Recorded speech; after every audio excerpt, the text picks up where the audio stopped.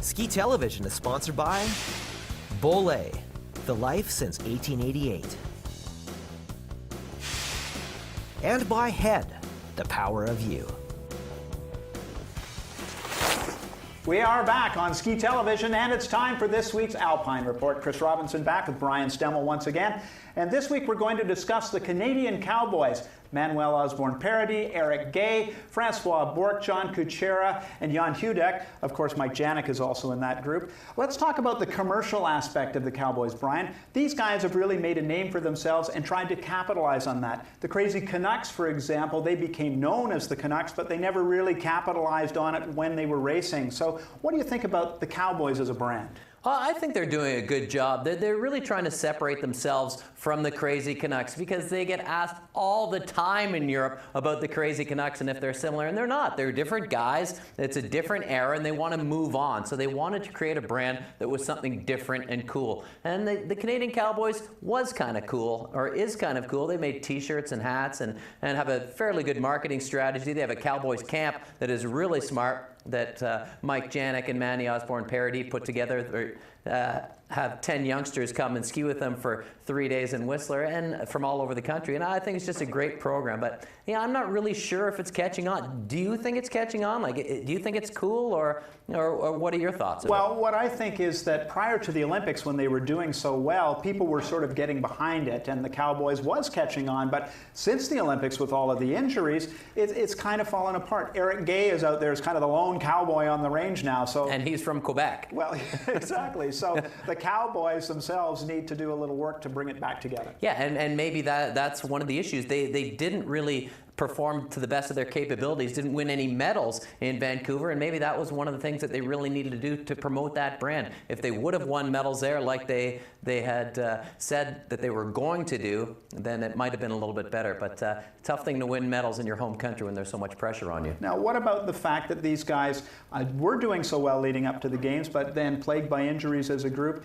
Can they come back at this age of, say, 30 for most of them and regain their form? Yeah, sure. I don't think it's going to be a problem at all, even though 3 of them are 27 and 2 of them are 30 in Eric Gay. And, you know, it's tough. It's very difficult to come back from injuries and get back to the top of your game when you are that old. But you look at a guy like Didier Couche, he's 37 and still competing well. So there's lots of time left for these guys to get together, train hard, and be a successful group like they have been, supporting each other and pushing each other along the way.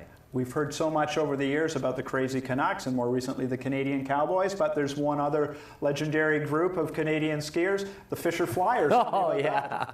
Yeah, the Fisher Flyers back in the day was Rob Boyd and myself, and the same deal. Once you got on the podium, you were the Fisher Flyers. So Rob and I skied on Fisher skis and did posters in front of a big jet and cool motorcycles and wanted to brand ourselves the exact same way, separate ourselves from the Crazy Canucks. And then Mike Carney, Rob Bosinger, Eddie Podovinsky jumped on board, and it was a fun time, a good group of guys that pushed each other as well, and that's what the Cowboys need, good group of guys to get things going again. Okay, what the Cowboys also need is to get healthy and get back together as a group on the World Cup circuit, so we'll be looking for them to return to form very soon. But one guy who is in top form right now is Aksel Lund Svindal. At 29 years old, will be 30 this year. He's won 15 World Cup medals, 6 World Championship medals, 3 Olympic medals. This guy is at the top of his game. He came back, though, from a serious injury. You know about that, and is in winning form again. Tell me about just the aspect of being at the top, going down so far, and then having to come back. Yeah, it was a brutal injury. Fell in Beaver Creek in 2007 off the Golden Eagle jump, and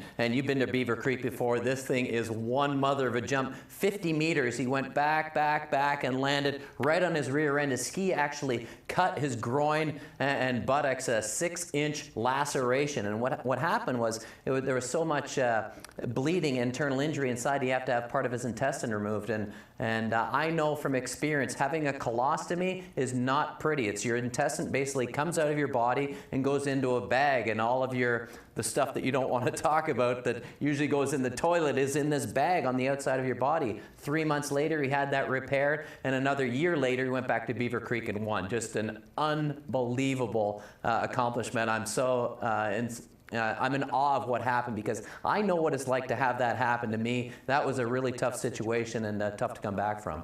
Well, not only did he come back after injury and win, but he's kept it going. I mean, he's on track maybe to win a World Cup overall title again this year. At only 30 years old, will he potentially go down in history as one of the great legends, I think, of Schrantz and Klammer and Meyer?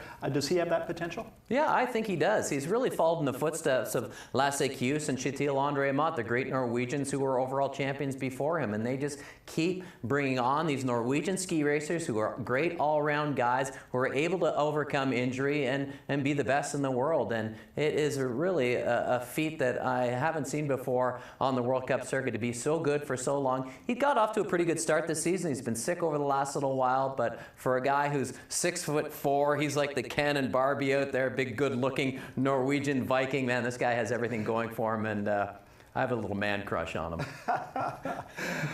Aksel Lund Svindal. He doesn't know what to say. He's a good-looking guy. You do too. Come on, admit it. Aksel Lund Svindal at the top of his game. Obviously, Brian and I trying to be at the top of our game as well. But that wraps up the Alpine Report for this week and another week of Ski Television. Thanks for joining us. Stay tuned, though. Jeff Bean joins me for an hour of FIS World Cup freestyle skiing right after the break. We'll see you shortly.